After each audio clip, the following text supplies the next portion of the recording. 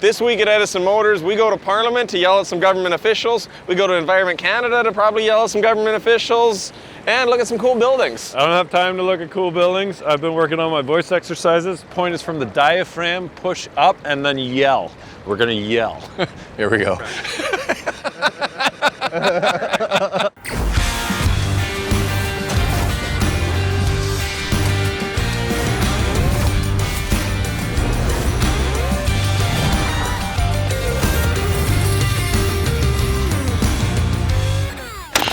Welcome to Ottawa. This is my hometown. Can't wait to show you the joint. It's pretty cool, eh? Yeah, it's some pretty neat buildings. I've been here a couple times, but never on the level of actually being invited here. This is pretty awesome. Even for me, it's pretty nuts. Normally, I think they don't want truckers here, from what I've heard.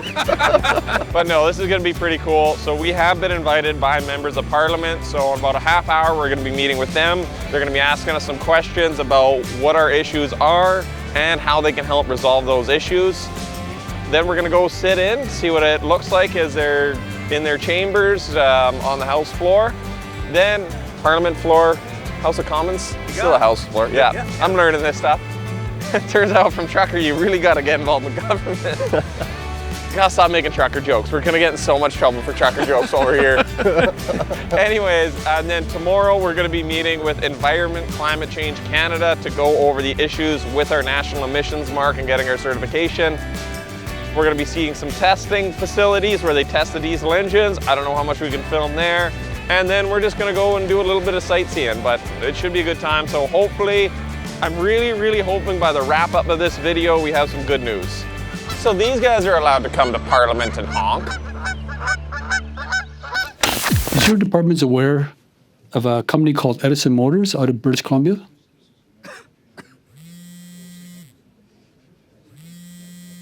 No? Okay. I was an MLA previously, and they were being kind of given the cold shoulder in terms of their business development idea. That was actually off and running with a great degree of success, but they did not have the government support. And now they've got some federal programs that are not providing them any support. And they've been approaching not only my office, but a number of different MPs' offices all across Canada, trying to get government support. And it seems to fall under the environmental standards or the regulations or the legislation that restricts the government from supporting this Born in BC initiative. Can I ask you to actually look into this and get back to the committee with a written reason why this company is not getting the support of the federal government? Certainly, we can look into this and come back to the committee. Thank you. Maintenance committee, so Okay. Motley crew of executive sessions. With regards to Central Manitoba, how to trucking is a big part of my life. Testing is that an active assessment, and it's just Employees that work for ECCC are great. They're smart. They get it. Being a manufacturer, which is better on emissions and helps our bond with no competition. With the battery discharge rating, Technology itself. It's not. we gotta get the U.S. to change their rules to allow a Canadian company to build their trucks. We have all our reputations online. We started our businesses online with a social media presence. We have millions of followers that believe in what we do and know what we do. When we take your money and shut the plant down, our reputations are done. We are finished. Everybody will know who we are. They watch what we do. They see our successes. They see our failures. But they know us. They know where we live. They know everything about us. We have a passion for what we do. We have a passion for innovation, building trucks, and enjoying this ride. Like, this is amazing that we're even here. And we want to continue that. And we want a Canadian name behind it. We need your guys' help. And we want to put Canada back on the map. It started with putting our towns on the map, then our provinces on the map. Let's put Canada on the map. Let's build something cool. Let's employ Canadian people, and let's do this together.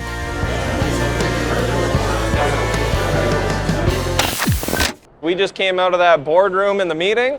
I think it went really well. We're here with one of our MPs, Tamara from Nanaimo Ladysmith. What's next?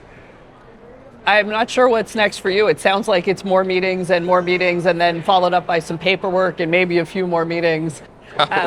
I'm just really excited to meet you because a Canadian company that is looking to increase our manufacturing capabilities in Canada it's an incredible story.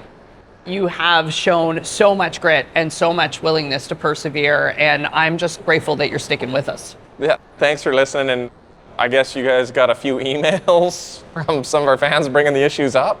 Yeah, I mean, it is a time we are working hard as a country to reduce our dependence on the United States. And here you are, a company that is looking to make stuff in Canada, to make trucks in Canada, and to make electric trucks in Canada. And I just hope that as a country that we can continue to rally behind you and that we can make that possible, because I'm really looking forward to sitting in the cab of one of your trucks. Thanks. We'll bring a truck to Ottawa here. Come show ya. Yeah, right. Well, the nice thing about electric trucks is that they're really quiet. I'm just looking forward to seeing what you guys come up with. You bet, and thanks so much. Thank you. Yeah, I really appreciate your support. Well, it's easy to support a Canadian company looking to manufacture in Canada for Canadians. And, one of the things that I was so happy to hear from you is, I think you guys said that you would be happy with the Canadian market, that you have a product that you could take to the entire world, but you would be happy in Canada. And so that, as a Canadian, that just warms my heart.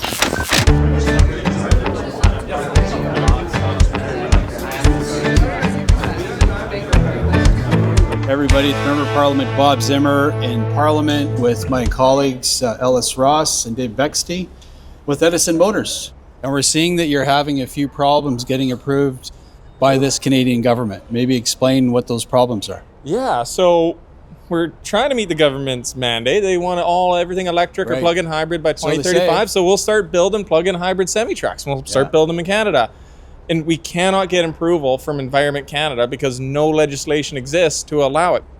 Because they're hybrid, they have a generator. So they're fully electric vehicles, and as the batteries get low, the generator fires up and recharges the batteries as you're driving. Right. But you're not legally allowed to put a generator into a truck if the generator powers a truck. It says it needs to meet on-road certification, and that meets generator certification, which ironically has lower emissions than on-road. Right. So we have lower emissions, but it's just not approved because there's no rule to allow it. The thing about this is that I tracked these guys from BC. We went to the BC legislature together. Different problems.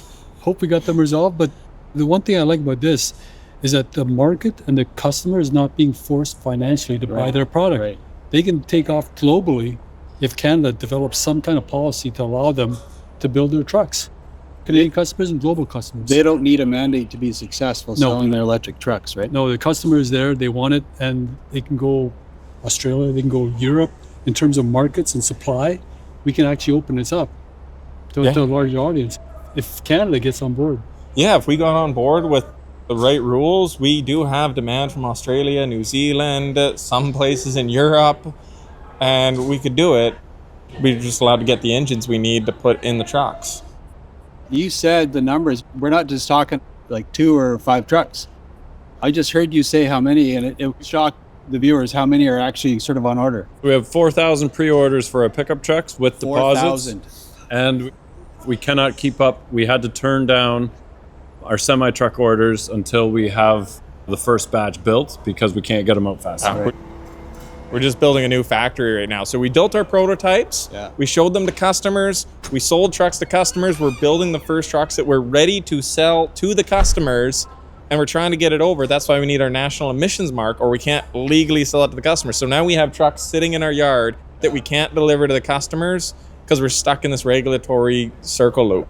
Can you comment about a made in Canada truck and needing made in Canada regulations? Yeah. Our truck is made in Canada. Canada has a rich history of truck manufacturing. Kenworth, Western Star, Pacific, Hayes, the best truck brands were all made in Canada. And then the 80s and 90s, the American companies bought it, shipped the plants down to the States. We lost our truck manufacturing, and we're trying to bring that truck manufacturing back here. Maybe the last question from me is, we know what the issue is, and going by EPA standards, the way the Canadian government has set it up, they're making you go to the US to get approval. which isn't going to be cheap for one. And I would think that Canadians would expect the ability to approve electric trucks made in Canada to be approved in Canada. Maybe just explain what the crux of the problem is. Correct, you're a bit confused, right? We're using in Canada EPA regulation, when in fact, Canada should be exporting to the globe. Right. So what we're proposing is to actually allow both EU and EPA regulations, just like Australia, to even the playing field, to get us going. And right now, we should be able to be approved in Canada, correct? We're almost there, working towards it. Hopefully ECCC provides us approval soon. Could you comment at all about the smaller vocational trucks and what kinds of applications and trades might be able to take advantage of that once they get off the ground with conversion kits? We're seeing, so we were loggers from British Columbia, so we just set out to build a logging truck. And then more people started reaching out from the construction industry, and they're really seeing we're seeing higher and higher power requirements as more things go electric. There's not a lot of generators on site. We found that the fuel savings was huge for that as a main reason, but we started getting these external benefits for construction sites. There's a lot of places, let's take a concrete truck, for example. They want to be able to run their batching plant 24/7, but a lot of cities have noise bylaws. So what these guys can do is they can shut the generator off, roll onto site electric, unload quietly on electric, and then they're on the way back. They fire the generator up to recharge to keep that truck going 24/7, keep that pour going, and increase the productivity and efficiency of the construction sector, something that you previously couldn't do due to the noise violations. Last point though, it's an incredible technology, but it's off-the-shelf technology. Can you explain that? Yeah, so one of our core ethos was, I was a big fan of the repairability. Owning a small business with a few trucks, being able to repair our trucks was super important. As we've seen more and more planned obsolescence happen and losing the ability to repair, we decided we were going to build our trucks with off-the-shelf parts as much as possible. So we went out and we found parts and we use those parts. We don't design custom parts. We have our software relatively open so that people can look at it, fix it, work on it. I believe you should be able to fix your own truck. I think with the recent news that the US is now tariffing made in Canada trucks, we are building a truck in Canada for Canadians, and yet we have to listen to US EPA rules to build a truck in our own country for our own country, and I don't think that's fair. They want to tariff our trucks, they say we can't sell them there, but yet we still have to listen to their rules to build them here. That's wrong. And it's going to cost you, even to go through the process, millions. It would cost us probably 3-4 times more just to go through the regulatory approval in the US than we've spent with our entire company in our 4-year history. Wow. Put that into perspective. Well, folks, a great Canadian story, great British Columbian story. We hope this current government will agree with us and you guys will get your approval. So again, thanks for coming to Ottawa. Appreciate you guys being here, and thanks for having all us the out. best to you. We just finished our morning meetings with MPs, and obviously the discussion was about ECCC and trying to get approval for the engines we selected.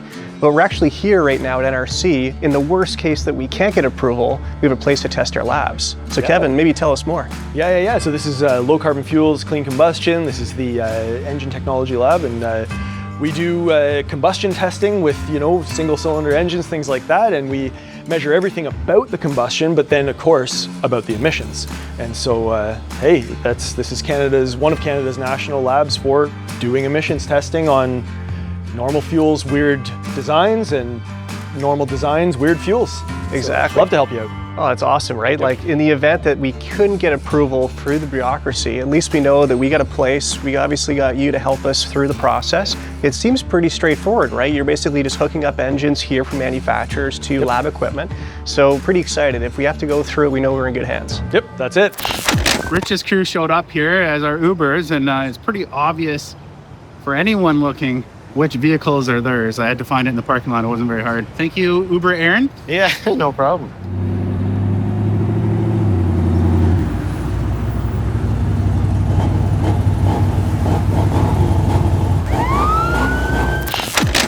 The stress we got to deal with in Ottawa.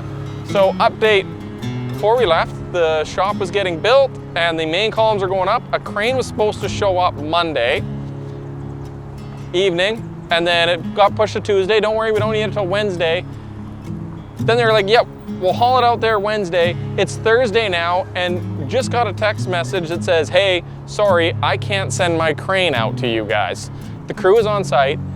We're gonna be paying time and hours, which for a crew of 10 iron workers sitting on site, is quite expensive hourly, or they're gonna leave and they won't be able to come back for a couple months. So we've been totally screwed over by a crane company. They promised a crane, they said they were gonna have that crane. They said, don't worry, we'll handle the trucking. I don't know what to do. Now I'm in Ottawa and I need to find a crane last minute to get onto the job site before tomorrow at lunch. So I have 4 hours to find a crane while in Parliament. Construction's annoying. Construction is very annoying.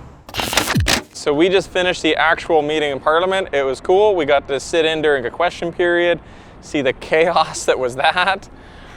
And then after question period, we were able to meet with a lot of members of Parliament. As you guys seen there in the video, it's good. Overall, we're feeling really positive. We met with them this morning. I talked for over an hour of them asking the real nitty-gritty questions, getting to the crux of the issue. I really, really feel today like they weren't just pandering to us. They were actually trying to learn about the issues to bring forward something that can solve it. So they're very, very aware of the problem now. They know exactly what the problems are, and they are going to be working, they said, to solve it. So we'll hold them to it. What was nice was originally we thought that they were going to table a bill and they were going to introduce us, but they instead asked us what we needed, and now they're catering the bill to what we need and then tabling at a future time as to, and then they're going to invite us back. It might not even be a bill. It might just be able to have a rule change. Yeah, whatever it takes. Whatever it takes. They're just learning about what it takes. So they're aware. Oh, and then as a bonus here, they have these hockey pucks that say Parliament of Canada. So figured I'll use these for rad mounts. You guys know we use hockey pucks for our radiator mounts. And the way I figure is that if we got to come all the way to Parliament to build the trucks, you got to come all the way to Parliament in order to get the official Edison Motors rad mounts. Or Canadian Tire. Or Canadian Tire, one of the two. All right, we're in Quebec with Ontario plates and Rich DeBoss's Pouty Swamp. That's pretty good.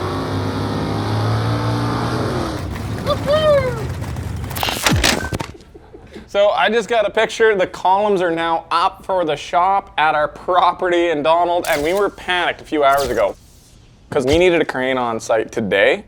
They made busy work, but they got to put the spans up tomorrow, and they're like, if we don't get a crane tomorrow, we've got to go home. We can't have our crew here just sitting around doing nothing.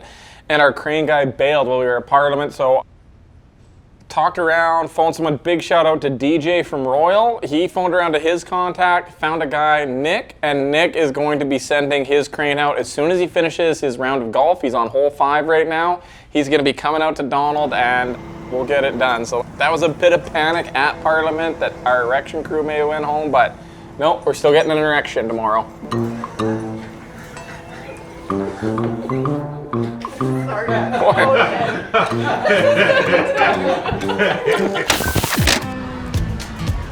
As long as you have your steer tires in the parking spot, you're good. Anyways, we are now going into ECCC to meet with these guys and talk about our national emissions mark. So today is the end of the second day. Unfortunately, we could not film a lot because we were going into government facilities. There was strictly no camera. But we started off the morning at Environment Climate Change Canada facility. We had a meeting for about an hour and a half, 2 hours, just to go over our national emissions mark certification.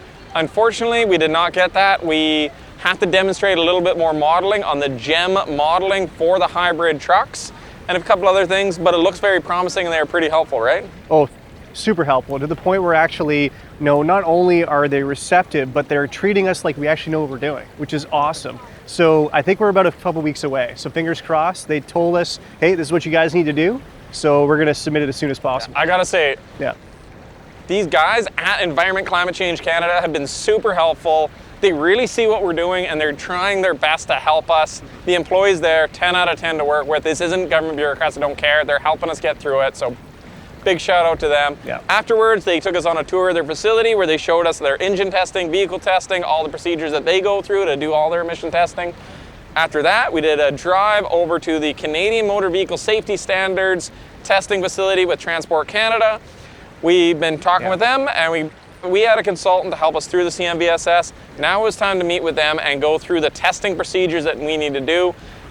Over the fast 2 years. We've been gathering all the paperwork, lights, braking system and everything.